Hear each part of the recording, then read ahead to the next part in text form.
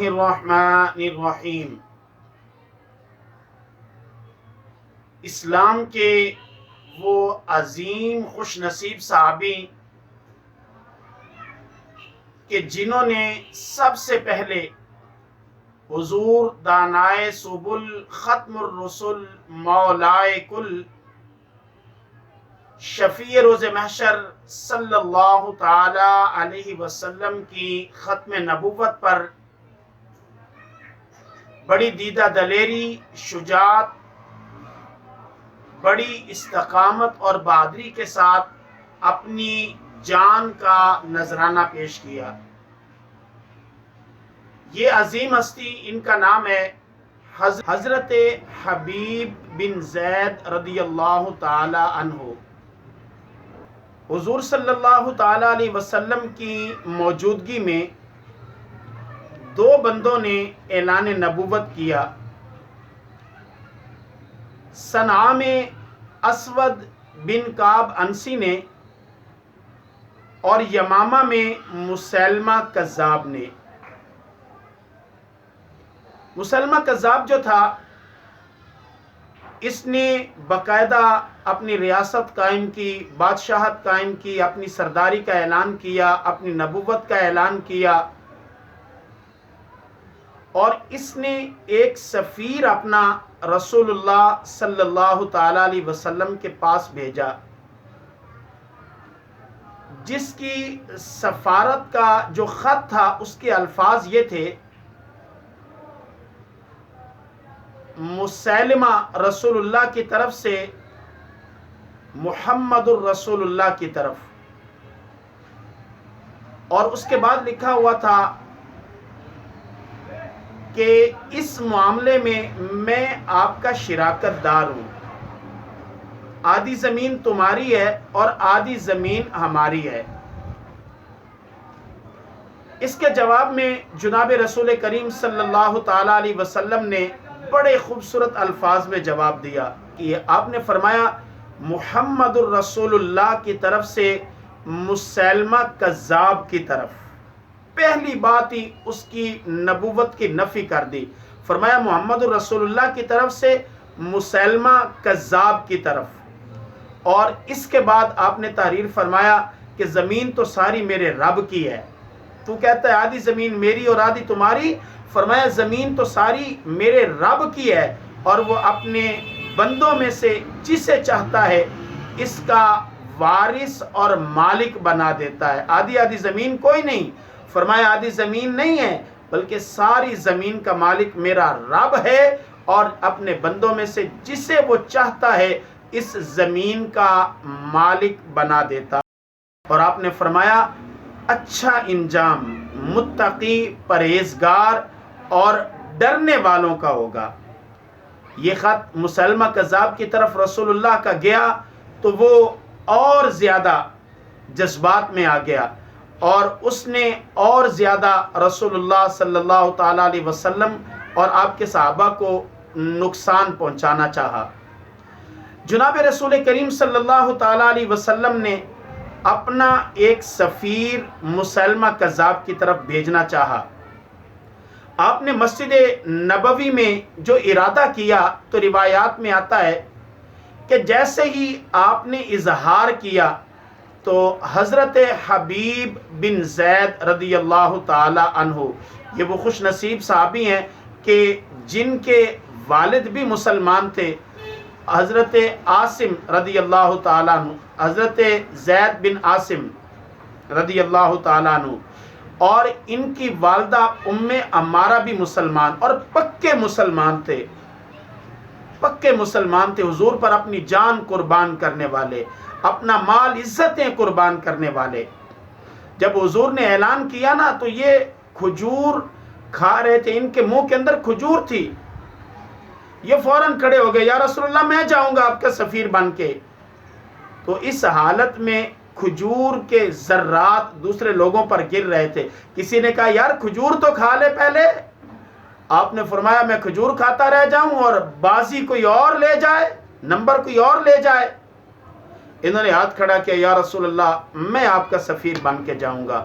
میرے آقا کریم صلی اللہ تعالیٰ علیہ وسلم نے ان کا انتخاب کیا، اور یہ اس دیدہ دلیری، شجاعت اور بہادری کے ساتھ چلے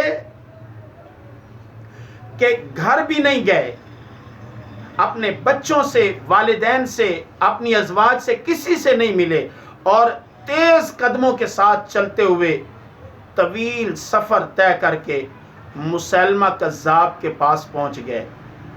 مسیلمہ کذاب کے دربان نے کہا جو پیغام ہے مجھے دے دو۔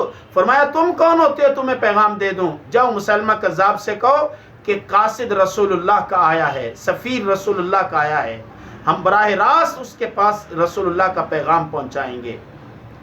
مسیلمہ کذاب کے پاس جناب رسول کریم صلی اللہ تعالیٰ علیہ وسلم کا سفارت نامہ لے کر حضرت حبیب بن زید پہنچے، اور اس میں آپ صلی اللہ تعالیٰ علیہ وسلم نے اس کو ہدایت کی تلقین فرمائی۔ آپ نے واضح طور پہ کہا انت دجال و انت کذاب، کہ تو دجال بھی ہے، کذاب بھی ہے، میرے بعد نبوت ختم ہو گئی ہے، اب نبوت کسی کے پاس بھی نہیں ہے۔ یہ الفاظ سن کے اس کو بڑا غصہ آیا، اس نے اپنا دربار لگایا، اور دربار لگا کے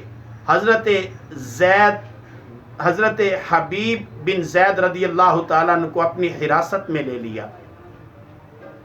اس کے حکم سے اس کے دجال، اس کے دربان تلواریں پکڑ کے حضرت حبیب بن زید کے اوپر تلواریں سونت کے تان کے کھڑے ہو گئے۔ مسلمہ کذاب نے کہا حبیب بن زید ذرا پیچھے تو دیکھ کیا ہے؟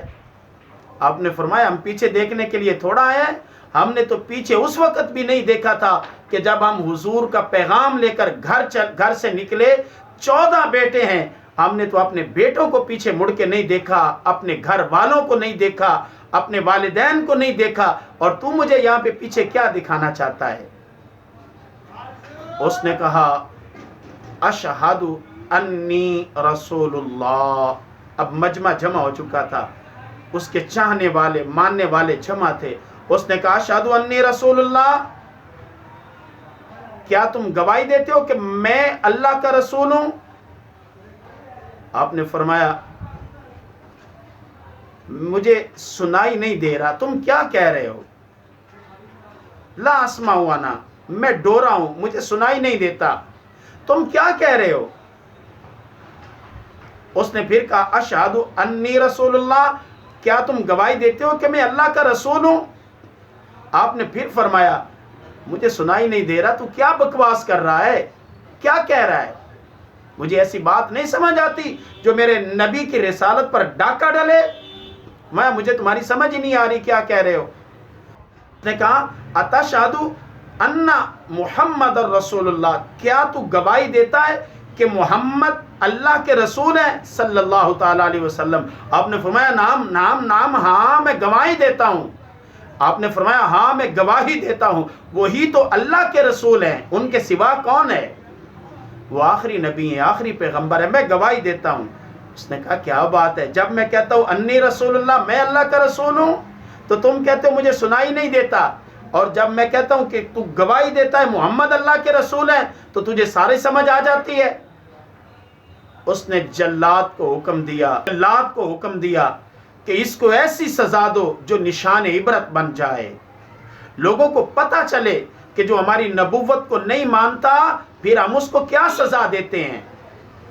اب اس کے جلاد آگے بڑھے، اس نے تلوار سے آپ کے جسم کا ایک حصہ کاٹا، اور کاٹنے کے بعد کہا اتشہد انی رسول اللہ، کیا تو گواہی دیتا ہے کہ میں اللہ کا رسول ہوں؟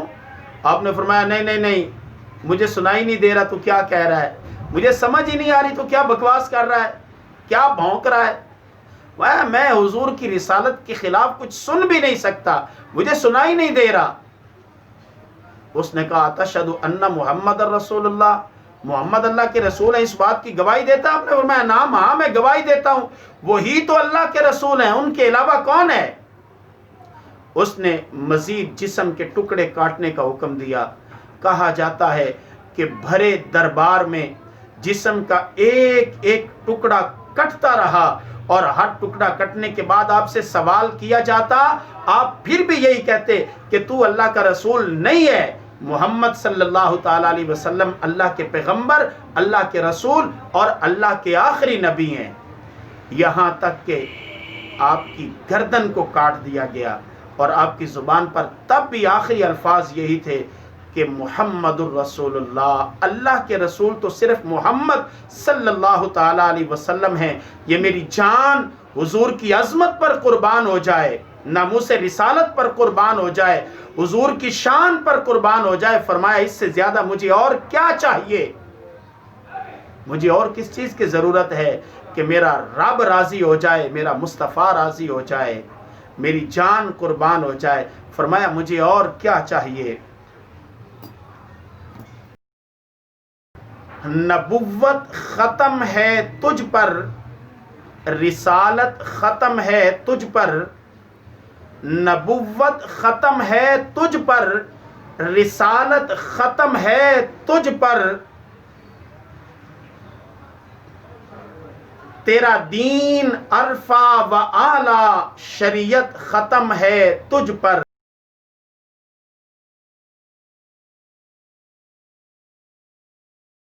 تیرے ہی دم سے بزم انبیاء کی رونق اور زینت، تیرے ہی دم سے بزم انبیاء کی رونق و زینت،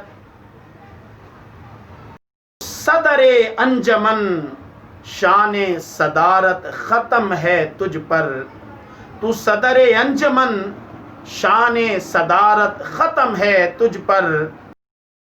خود لکھتا ہے نعت تیری صورت قرآن، خدا خود لکھتا ہے نعت تیری صورت قرآن، عجب شان محبوبی ہے، وجاہت ختم ہے تجھ پر، نبوت ختم ہے تجھ پر، رسالت ختم ہے تجھ پر، تیرا دین عرفہ و اعلیٰ، شریعت ختم ہے تجھ پر۔